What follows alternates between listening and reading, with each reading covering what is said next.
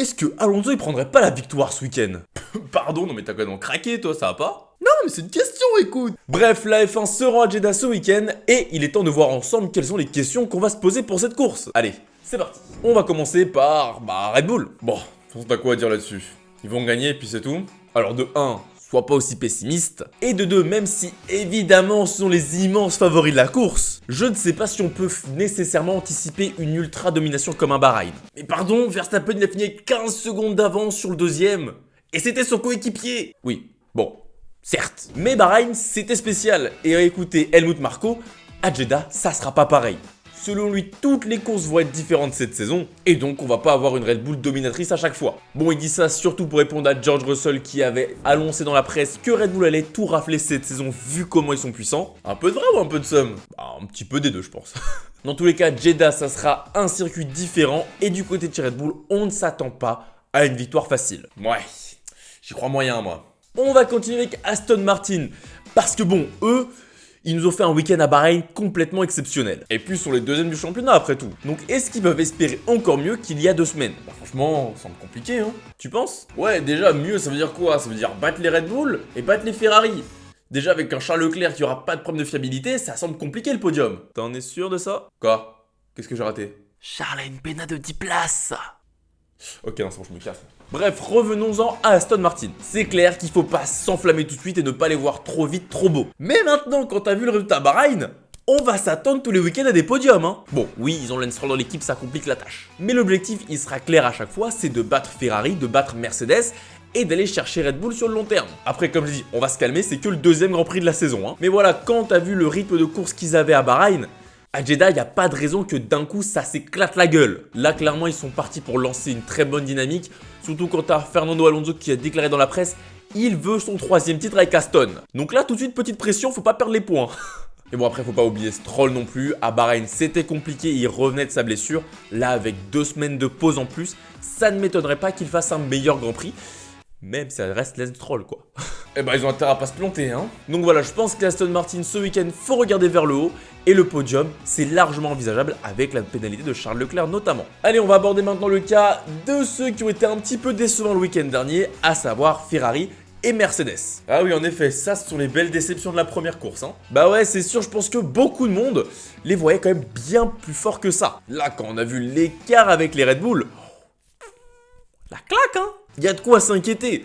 Mais du côté de chez Ferrari, on se veut rassurant. Même si bon, t'as un haut placé qui s'est barré, on va garder le sourire chez les rouges. Et puis attends, comment tu vas être rassurant quand tu viens de me dire que Leclerc vient de prendre 10 places de pénat? Oui certes, mais bon, ça, c'est un autre problème, c'est pas la performance. Parce que oui, c'est sûr qu'en partant au mieux 11e, aller chercher la victoire, ça semble vite fait compromis, hein. Parce que vu la performance des Aston et des Red Bull, s'il faut remonter le paquet chez les Mercedes, le top 6, ça sera déjà pas mal. Ouais, il va surtout prendre du retard. Tranquille, la saison est longue, c'est que la deuxième course. Verstappen, après un 50-0, il est quand même devenu champion. Mais bon, comme je disais, Vasseur, il se veut rassurant. Selon lui, certes, la voiture n'était pas aussi performante que prévu à Bahreïn, mais il y a eu la piste qui a joué un rôle. Notamment parce que le tracé était vachement abrasif pour les pneus, ce qui a fait que leur dégradation des gommes était bien plus intense que prévu. Donc à Jeddah, il s'attend à une petite évolution de la hiérarchie et un resserrement des performances avec Red Bull, parce que la piste, elle va pas détruire leurs gommes comme à Bahreïn. Donc normalement, Ferrari ne doit pas se trouver si loin que ça. Même si Leclerc prend une pénale et que l'autre pilote c'est Carlos Sainz. Donc la victoire est possible finalement. Bah encore une fois, faut voir ce que Carlos Sainz sera capable de faire. Mais bon, la voiture aura visiblement des petites améliorations, sûrement pas suffisantes pour rattraper l'écart avec Red Bull au bout du deuxième Grand Prix, hein, on se calme. Mais bon voilà, ça commence à mettre en place 2-3 petits trucs. Chez Ferrari, ça va, on garde la tête haute. Ouais, on verra bien. Parce que chez Mercedes, c'est pas tout à fait la même ambiance, hein. Incapables de battre les Ferrari et les Aston lors de la première course, ils ne sont absolument pas là où ils voulaient être. Ouais, logique, hein, en même temps, nouvelle saison compliquée. Donc voilà, c'est sûr que leur objectif maintenant, il est défini.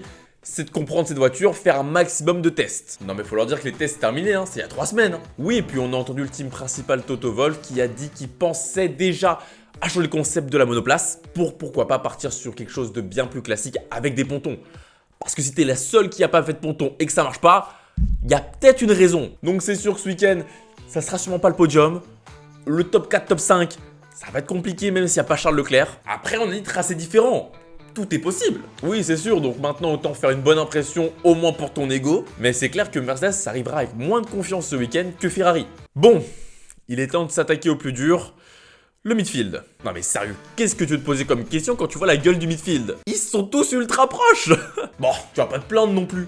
Oh que non, c'est sûr que ça fait extrêmement plaisir de voir plein de pilotes se battre pour les mêmes places. Si c'était pour la victoire, ça serait mieux, mais bon, on peut pas tout avoir visiblement. Mais parce que bon, on a les Alfa Romeo, les Alpines et visiblement les Williams qui sont à peu près dans le même niveau. Bon, peut-être pas exactement au même niveau, mais dans la première course, ça a joué les mêmes places. Et ensuite, on a les AlphaTauri, les Haas et... les McLaren, oui les McLaren, c'est vrai que les McLaren c'est quand même loin, hein. C'est que la première course, hein, mais bon, chaud. Bah voilà, tu l'as la hiérarchie. Qui est-ce qui a qui en adversaire direct? Ouais, mais non. Hein? Je comprends pas là. Bah déjà entre les places en qualif et les places à l'arrivée, y a tout qui a changé. Quand tu vois Gasly qui part dernier qui finit 9ème, que Hülkenberg qui part 10ème qui finit dans les derniers, que les AlphaTauri en qualif c'était pas fou mais qu'en course c'est bien remonté, enfin du moins pour Tsunoda, et bah tu te rends compte que c'est un beau bordel et que prédire quoi que ce soit au bout de la deuxième course c'est impossible et je prétends pas être capable de le faire.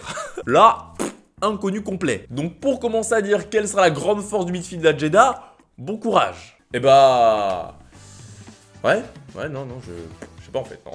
Donc voilà, deuxième course, forcément le but ça va être d'observer encore un petit peu plus qu'est-ce que ça donne. Est-ce que les McLaren, bah c'est si compliqué que ça ou alors c'était vraiment juste circonstanciel à Bahreïn?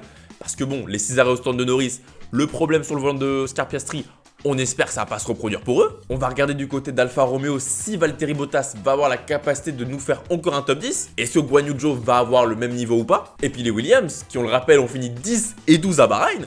Est-ce que ça va faire le même résultat à Jeddah? Donc dans ce cas-là, c'est vraiment que la voiture est bien née. Ou alors ça repart au fond de grille et c'était juste circonstanciel. Donc voilà, on peut vraiment commencer à se poser toutes les questions sur toutes les écuries. C'est normal, c'est le deuxième Grand Prix de la saison. Ouais, c'est vrai qu'en effet, c'est compliqué de faire les premiers paris de la saison là. Hein. C'est sûr, on verra sûrement après l'Australie pour faire nos premières conclusions hâtives. J'ai hâte.